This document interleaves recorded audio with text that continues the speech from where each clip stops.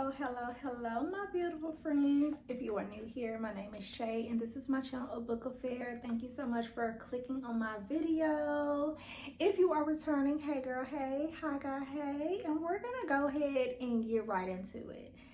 Can y'all believe that it is March? 2025 has been doing the absolute most since the year has started. And I think that we can all say we are sick of it, okay? But you know, we still have the rest of the year to go. Anywho, January is really long. February, it was not as long. Obviously, it's the shortest month. But I still cannot believe that we're already in like freaking March. However, you guys are not here for my rant on how trash this year has been thus far. You guys are here for my February wrap up and my March TBR, so I'm gonna go ahead and get right into it. On to the February wrap up month. I actually had a really good month, you guys. Like, it was a good month. For the month of February, I planned on reading a total of 5 books. Now, it's just so crazy that when I first got back into my love of reading, I honestly do not know how many books I was truly averaging because I wasn't keeping track of it really that good on Goodreads and things of that nature. But I want to say I was like, you know, maybe like two books a month when I actually did start reading. I think in 2022 when I really got back into it, my goal was just like 1 book a month, so 12 books total. And then I want to say the year after, so like 2023, I want to say my goal is like, okay, I can double it, 2 books a month. That's 24 by the end of the year. And so now I am reading about 4 or 5 books a month, and that's so like unlike me. However, I'm proud of myself. I'm still not gonna do anything like I'm still not gonna say like too high of a book goal, because again, I still want this to be very fun and very enjoyable. Do y'all hear that? As long as there's no cricket in this office, I'm good, but I've never heard that sound before. Anyway,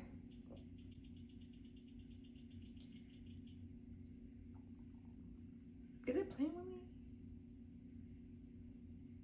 I'm gonna have to have my husband come here after I film this. I don't think I shared this with you guys. However, my like book goal for this year is only 25 books. And that's like truly just a play off the year 2025. And I mean, obviously, if you follow me on Fable, you'll see that I'm gonna pass 25 books up probably by May, June. If I keep up with like reading 5 books a month and actually completing them. So I'm off to a good start. I said all of that to say I am off to a good start so far this year. February was a really good month. Out of my 5 books, I did read 4 of the 5, but I still ended up reading 5 books. Why, you ask? You will see if you continue to watch. So we're gonna go ahead and jump right into it. I'm gonna make sure I use my iPad to reference these books, not necessarily in any particular order. I just wanna make sure that I don't miss any of the 5 that was mentioned for my February TBR. All right, gonna start with the very first one. And you guys, if you see my previous video, it was actually a vlog on this book. I finally read Kennedy Ryan's Before I Let Go.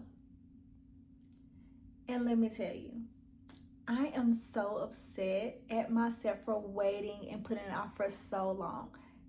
That book was it. That book was everything that I needed, and I didn't even know I needed it until I finished it. I was like, yes. I honestly don't think I need to explain this book to anyone, because I feel like everybody named Mama had read this book, and just the series in general. Well, it's 2 of the 3 right now, but anyway, y'all know what I mean. I really feel like everybody named Mama has read this book, so there's really no need for me to explain it. But just a quick short overview. Sorry, that was really loud. This book was following Yasmin and Josiah. Yasmin and Josiah were married once upon a time, and then something tragic happened and it caused their marriage to dissolve. And so it's just more so following the both of them. And I love it's multiple POVs. It's just following the both of them, dealing with kind of the aftermath of the divorce and the trauma that happened to them, and just how they are kind of co-parenting, because even though they're divorced, they're still co-parenting, and they're actually business partners as well because they have a restaurant together. And so it is very raw, real, authentic. It was also very refreshing. On Goodreads, I did say it was predictable, but it was not bad. It was predictable in the sense of you could pretty much figure out how it would end, or at least how you will hope it will end. But it was done and executed in such a wonderful way. Like, I would actually reread that book. It is just such a beautiful story. It is such a beautiful story. Also in the vlog, I shared how Deja, their daughter, who's like, I think 13, and then she turns 14. Deja was working my everlasting nerve, because she obviously was like upset, but she was like very snappy. I get it. I've been a teenager before. I get it. But I was like, even at my big age, my mom would not let me get away with some of the things that she was getting away with. I mean, her parents, they checked her, but I was like, okay, Deja, okay. I'm not a parent yet, but okay. Anyway, yes, Yasmin and Josiah, I absolutely love them. If you can't tell by now, I gave this book a 5 stars. It was no questions asked. I didn't have to, okay, dryer. I didn't have to stumble and guess, am I going to give it a 4? Am I going to, absolutely not. It was 5 stars from start to finish. Like, chef's kiss. Love that book. So that was my very first book for the month of February before I let go back to Kennedy Ryan. And honey, I am hooked, okay? So the next book I actually read, and if you've seen any of my previous videos, I shared that I was going to read Don't Cry For Me by Daniel Black, and I did. And I'm so happy that I did.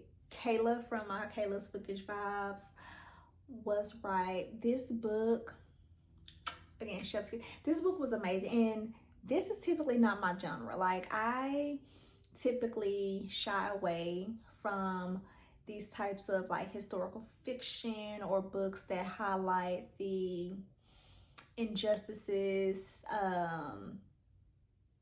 that Black people have gone through. I'm like, I live it. I don't need to like read it and like bring up those emotions. However, this book, even though it was a theme, it was more so exploring the relationship between a father and his son, his gay son, that is. And it was done so well. Like, I really should have done a better job and probably like tried to come up with some, I don't know, summary to really get my words together to describe like how well this book was. But hey, I'm here in front of the camera. This is raw. I'm gonna say whatever comes to my mind, but this was very, very beautifully done. How about I just read you guys the actual review that I put on Goodreads? It's not that long. I said, this story was beautifully written. The way Jacob revisited his trauma provides so much context to who he is, all while finally taking ownership and apologizing to his son for the pain he caused. It was all done so authentically. Wow is all I can say. I'm so happy to have discovered this book now. Y'all, and I still can't say anything better than that. Also, did I say I read this book in a day? I read this book in a day. I read this book in a day. Now, I will be fully transparent. I'm an audio girl. So this was audio. And I failed to say Before I Let Go was a mix of my Kindle and audio. But Don't Cry For Me, straight audio. And honestly, I sped it up because sometimes narrators talk a little slowly for me. But I caught everything. Y'all, it was so good. It was so good. It was beautiful. It is also one of those books that, hearing about Jacob's upbringing, right? I believe it was Alabama. Certain details I cannot remember, but I believe he was raised in rural Alabama. And just the mindset of his family at that time, and you know, they worked absolutely for everything. So by the time Jacob had his son Isaac, and just different things that was done, and he has his own perspective of like what a man is and how a man should show up and what a man should do and not do. All of those things came out and eventually obviously hindered his relationship with his son. However, I only had one grandparent my entire life, and she passed away. My grandmother, she passed away literally the day after my 21st birthday when I was in college. And so I never got a chance to talk to her about her upbringing, how she was raised.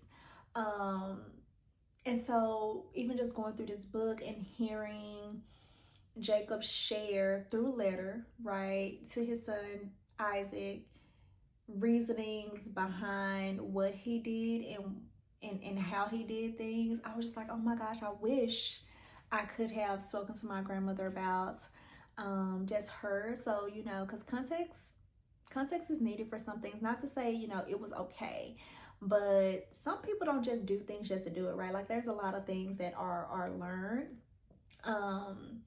And that's more so ingrained in us. And anyway, I'm gonna stop rambling.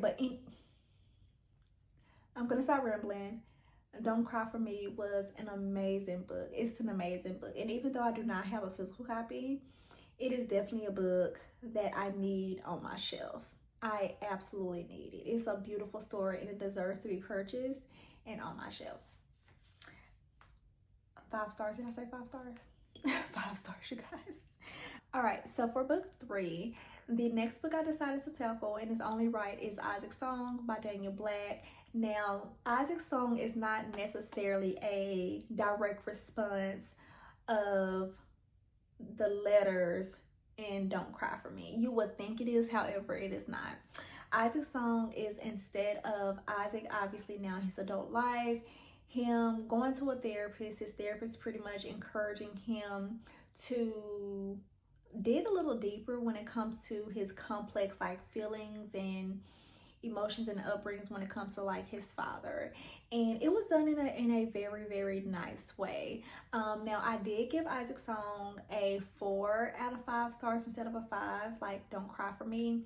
I truly enjoyed Don't Cry for Me better. I think it was, again, more so because of the explanation you get on Jacob and his way of doing things. Isaac's journey, it was great. It was needed. Really love like the ending of it as well. However, I was slightly irritated by the therapist.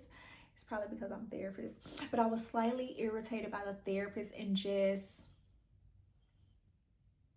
the way she said or did things. I don't know. I really can't explain it. It was just one of those things that like while I was in the store, I was like, I don't know. Like I probably would have done that a little differently. You know, I was critiquing her a little bit, not gonna lie. I mean, I'm not perfect, but I was critiquing her just a tad bit. And also too, I think Jacob's perspective, not that it was wrong, because there were some very beautiful moments that he was able to come into and discover as he was, you know, figuring this stuff out, and just revisiting a lot of these things. However, I just really love the way it was more so done in Don't Cry for Me than Isaac's Song. But it was still a very great book, and I definitely would recommend both of them. Like, you cannot read one without the other. That's how I feel like. It needs to be a complete set. But it was beautifully done. It was beautifully done. And also just to witness the loss that Isaac experienced in the way he experienced it. And he obviously, as we know, his father, Jacob, which is told very early on in Don't Cry for Me, you know, he was like on his deathbed while he's writing these letters to Isaac. And so experiencing the loss of Isaac's like mom, and also like of his dad, is just kind of seeing how that all came together. It was beautifully done. It was a beautiful story. So Isaac's Song, 4 stars. However, still a very very great book. And that's book 3 for my February TBR. All right, so for my next book, My next book, I've been having this on my shelf for quite some time. Book 4 is Blood Debts by Terry J. Benson Walker. You guys, this book was it. I had no idea. Like, I obviously, you hope that you enjoyed the book you plan on reading, but I did not expect to enjoy it as much as I did. It was beautifully done. This book is actually considered, let me check, it is considered urban fantasy. It has some magic in it. It's young adult. There's some mystery. There's some LGBT Q plus themes in it as well. It was a really great book, really great book. So let me see how I can sum this up. So this book is following two twins. They're 16 years old. Their names are Chris and Clement. Clement is the boy. Christina, short for Chris, is the sister. And so they come from a family of, they're in New Orleans, and not everyone, they come from a magical background. And so once upon a time, I believe their grandmother was queen. They're of their like magical, I don't want to say magical town, but of the magical realm that they're in, for lack of better words. And so there was a massacre. There was pretty much this family was dethroned, and now the twins are seeking out what has truly happened. Their mother's sick. She's like pretty much on her deathbed. The son Clement, he's dealing with a lot of like anxiety because they also have other loss in their family. Clement, he's also gay, so he kind of like dives into like relationships and just try to find other ways of distracting himself. Chris is really good at this magic that her family practices. However, something happened that caused her to no longer want to do it. And so as they discover things are not necessarily right as far as like what they were told what happened, they each come into their own regarding like the magic of the family and their own identities. And it is so great. Like, there is drama. Y'all know we like a good drama. Like, we like when family drama unravels. And it's just, it was amazing. It was amazing. I really don't know what else to say about it because I really don't want to spoil it. But I did write a review on Goodreads, and I said, y'all gonna be surprised. I said 4.5 stars. This was quite the redemption story. I enjoyed the magical elements and learning how all secrets were revealed. Very short and sweet. I didn't say much in that, but that's truly how I felt at that moment. And yes, I gave this book a 4.5 out of 5 stars. And I know when I first started this channel, I know that I said I did not give partial star ratings. However, there have been a few books where I'm like, okay, I really don't see it as this. I have to give it this or that. And so this is one of those books that it wasn't quite a 5, but it was higher than a 4. So I went ahead and gave it a 4.5. The only reason I did not give this book a 5 is because it was a scene where Clement was indulging in some sexual activities. And now we know teens are going to have sex. Like, that's just what it is. It's not that I'm oblivious to that. However, I don't want to read about it. And they were 16, right? So I just don't want to read about it. So it kind of made me feel like a bit cringe because I was like, oh, I could have not read that. Like, it's one thing for it to be implied, but it's another thing when it's like explicit. And so that's the only reason why I kind of knocked off like a 0.5 from it, because I just did not like that. I don't like that in like any books. Like, again, you know they do it. I just did not want to really indulge in it with him.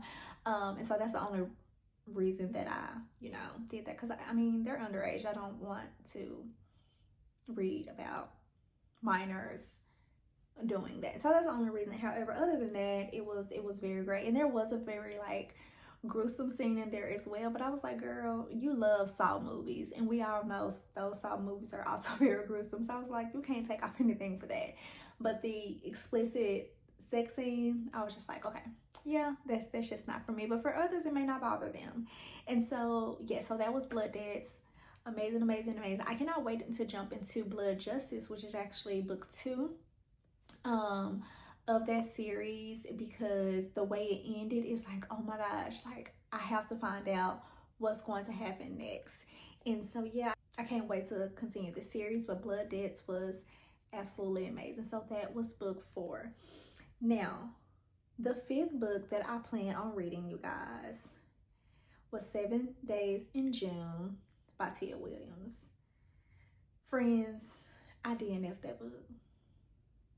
I DNF that book. I DNF'd 7 Days in June by Tia Williams.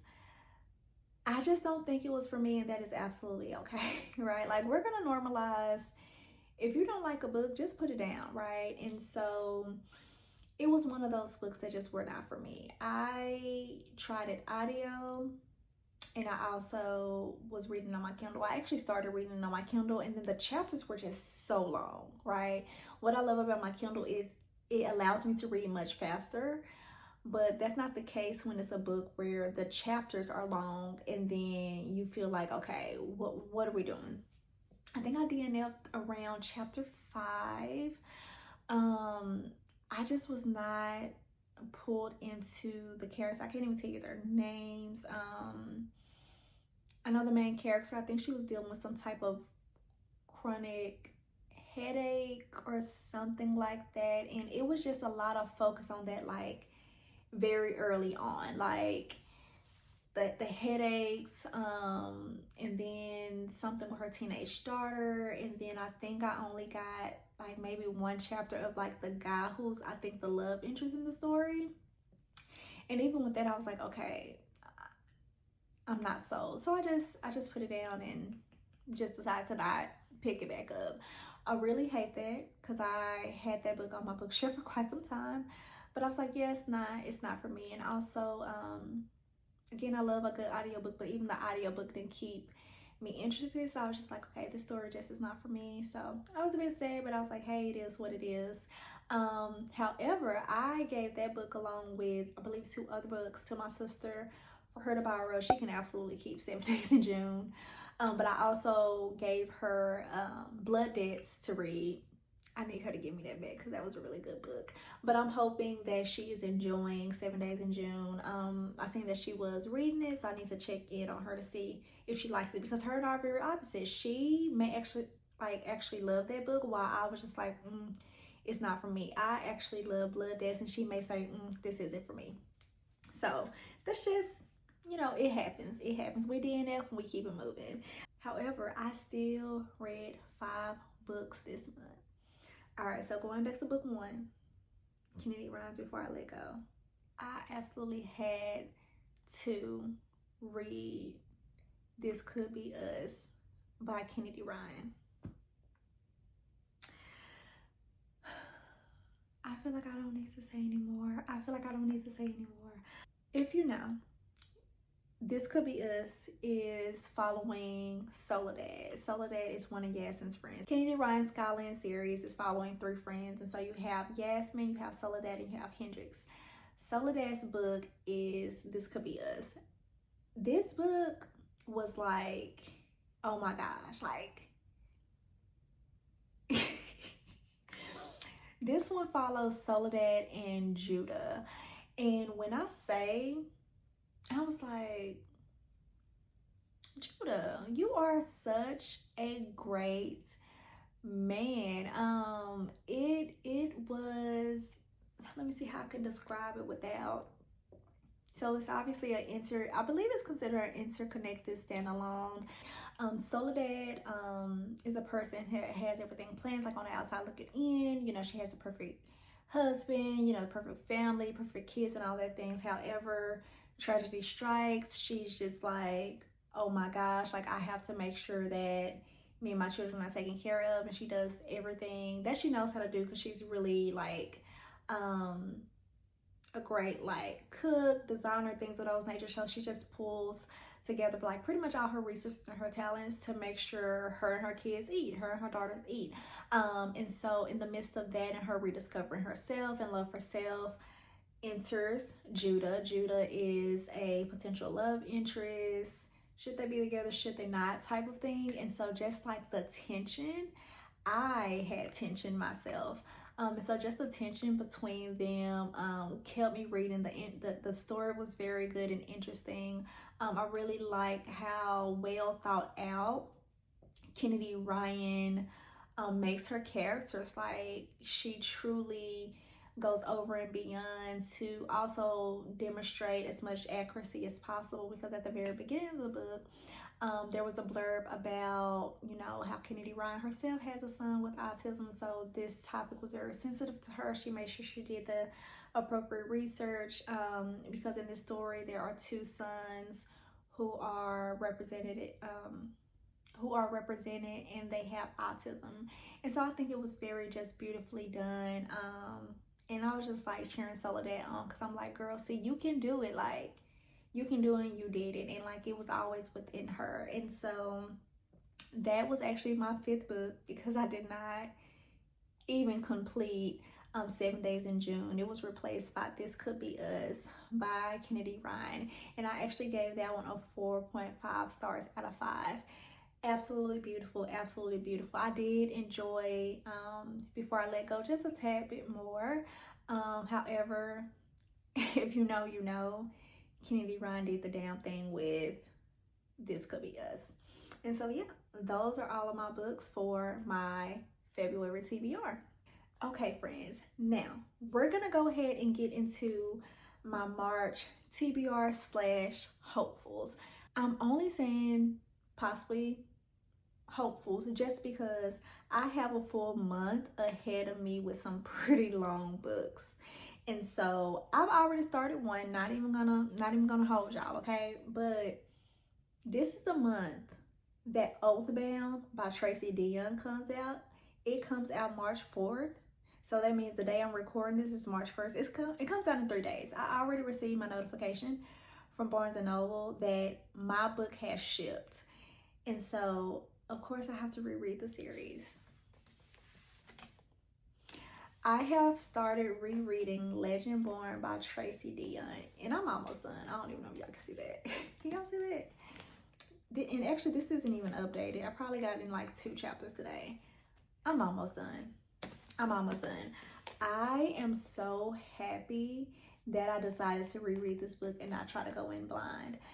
Obviously, this was my very first fantasy book that I read when I started back on my reading journey. I think I read this in 2022. And so 2022, I was very new to like the fantasy. Both this and Bloodmark I listened to absolutely audio. Glad I did, because the books are long. And obviously the first time around I thought I got it, but this second time around I am just as giddy, just as excited, just as invested in the story, understanding things a bit more than I did the very first time, and I'm just having a blast. I am having a blast. So if you do not know, Legend Born is about a teenage girl who gets accepted into like an early college program at a university, her and her best friend, and her name is Bree. And so she ends up having to kind of just deal with the loss of her mother very early on. And when she goes to this college campus, she sees things and she's like, why am I seeing these things, right? She interacts with, oh my gosh, what are they called? They are the, she interacts with people of the order, right? This is a King Arthur story, round table story. Now, let me tell y'all, before even reading this book the first time, I couldn't even tell you who King Arthur was outside of the sword, right? Is that the person who pulled the sword out the rock or something? I couldn't tell you about no King Arthur. I couldn't tell you about no round table. Honestly, still now, I can't tell you about a King Arthur or a round table. History just never was my thing. However, descendants of King Arthur, and it's this round table, and they're placed on the earth to protect the people from things that, like demons and things that us regular humans can't see. Bree thought she was regular until she started learning that she can see things. And so she goes on this journey of, for one, trying to understand a memory that became uncovered on like a person who was there in the hospital who like announced her, like, mom was out. She's trying to understand, okay, why was this person there? Was my mom tied into the round table? I have these powers that I didn't know about, my mom didn't tell me about. So she goes on like this whole entire journey, and it is just so fun. She's brave. She's brave. Chris and Clement from Blood Debts are brave, because Shay, baby, I want no parts of none of that. Okay. And her best friend Alice, she has to keep her in the dark.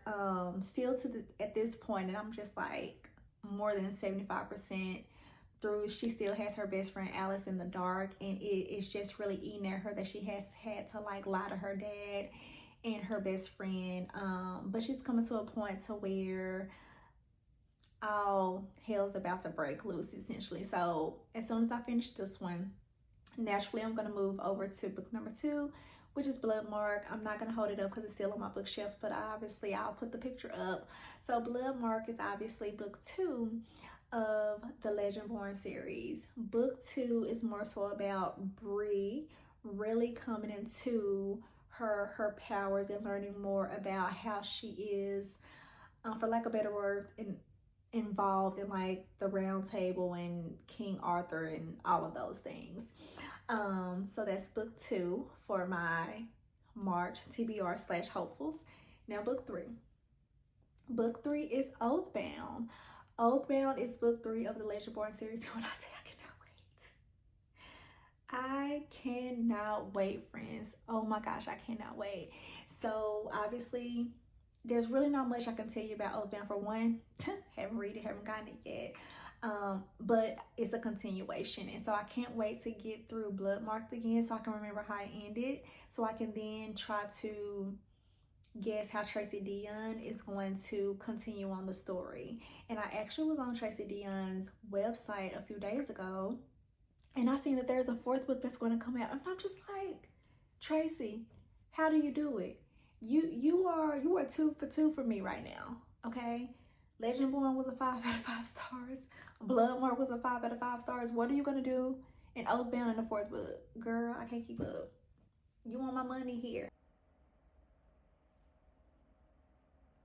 take it. So yes, so that is book 3 of my March TBR / hopefuls. And so moving on to books that are not fantasy related, because I realized, girl, you need a break. You need a break. You need something that is very fun, cozy, a good kiki. And if you know me, you should already know. Finlay Donovan does for me every time. I am going to go ahead and start book 4 of the Finlay Donovan series, which is Finlay Donovan Rolls the Dice. Do I need to say more? Probably so, because some of you guys don't like these stories, and I'm just like, how? It's so fun. So Finlay Donovan Rolls the Dice is Finlay Donovan and her best friend / nanny / partner in crime, Vero. They go to, I believe it is not Salt Lake City, what is it called, Atlantic City, because Vero has gotten into something. If you read the previous books, you already know. And so now they're just trying to make sure like Vero is good. And I cannot wait to jump back in, because obviously I read the previous book, and the scene was setting up for Finlay Donovan Rolls the Dice. So I can't wait to kind of see how all of this is going to pan out. And again, it's one of those books that you don't have to use that much brain power. For me, I'm always laughing. I'm always like, girl, how did you end up in the situation again? We're on book 4. You ain't learning book 1, 2, or 3. Now we on a 4th one, and then there's one after this. So I can't wait to kind of just jump into that. Again, something very light, because these Legendborn series books, they thick, right? They're fantasy books, so they are thick. And also my month of February was pretty heavy, right? The themes and the themes and like tragedy that was like discussed in, like, for example, Before I Let Go, it was a bit more like heavier topics, and like Don't Cry for Me and Isaac's Song. Blood Debts was a very complex story, just because of the magic, the drama. So it's like, okay, I need something very like light that I know is gonna just make me laugh. So book 4, which is crazy to say, book 4 of my March TBR / March hopeful is going to be Finlay Donovan Rolls the Dice. So for my 5th book, for my March TBR / hopefuls, I'm gonna go ahead and stay on theme with wanting to have something more light, something I can kind of be in like grossing that's gonna go really fast, not anything super too heavy. It is continuing the natural series. I'm gonna go ahead and jump into, or at least plan to jump into All In by Jennifer Lynn Barnes. Now, this series of these teenagers who have these special abilities and work with the FBI, when I say they got me hooked, they got me hooked. I really love a good FBI profiler type show. Like, that's just my thing. I'm really into like psychology of the mind and criminals. Like, I love it. Absolutely love it. And so I cannot wait to jump into All In. And actually, I don't know. Let me check. I don't know who All In is about. The description on Goodreads for All In by Jennifer Lynn Barnes says, 3 casinos, 3 bodies, 3 days. After a string of brutal murders in Las Vegas, Cassie Hobbs and the Naturals are called in to investigate. But even with the team's unique profiling talents, these murders seem baffling. Unlike many serial killers, this one uses different methods every time. All of the victims were killed in public, yet the killer does not show up on any tape. And each victim has a string of numbers tattooed on their wrists. Hidden in the numbers is a code, and the closer the Naturals comes to unraveling the mystery, the more perilous the case becomes. Meanwhile, Cassie is dealing with an equally dangerous and much more painful mystery. For the first time in years, there's been a break in her mother's case. As personal issues and tensions between the team mount, Cassie and the Naturals will be faced with impossible odds, and that's where it stops, which is crazy. So yeah, that pretty much sums up what All In is about, and I can't wait to see how Cassie and the other Naturals solve this case. And especially since they say there's been a break in her mother's case, it's like, okay, she may spiral. Depending on what's revealed, she may absolutely spiral. And so that's that. I'm gonna keep my March TBR pretty short, and really it's not really short because I am reading 3 books in a series, and so I'm hoping that the last 2 books that I included will help me just really get through the month. March is not really expected to be a really busy month for me, so it should be a good one. The sun is now out here in Texas. I am here for it. That's why your girl's arms is out. I went and got a pedicure and stuff today. I was like, I gotta be out in the sun. But to go ahead and wrap up this video, because I'm at 52 minutes, y'all. It's crazy. I can't wait to see what the editing is gonna look like. But to wrap up this part, this segment, for my March TBR/hopefuls, I am reading Legendborn, Bloodmarked, and Oathbound, all by Tracy Deonn. Oathbound will be coming out March 4th. I then plan to move on to something much lighter, Finlay Donovan, Rolls the Dice by El Casamano. And then the 5th and final book is going to be All In by Jennifer Lynn Barnes, and that is part of the Natural series. So y'all, that is that. 2 in 1, your girl is done. If you have made it this far, thank you so much. I truly appreciate all the likes. I appreciate all the comments, all of those of you who do choose to follow me and just engage with me on these videos. I am still much so doing it scared, right? Still can't believe I decided to do a booktube channel at this point in my life, but I am enjoying it. I really do love sharing my thoughts in the books that I'm reading with you guys, and thank you guys so much just for supporting me. If you have made it this far and you really do like my content, please share with your friends who you think will also like it. Make sure you like, comment, and subscribe. Leave a comment down below if you have read any of these books, whether it was my February wrap up or even my March TBR/hopefuls. Let me know any of the books that you read and your thoughts on them, and I will see you guys in the next one. Bye.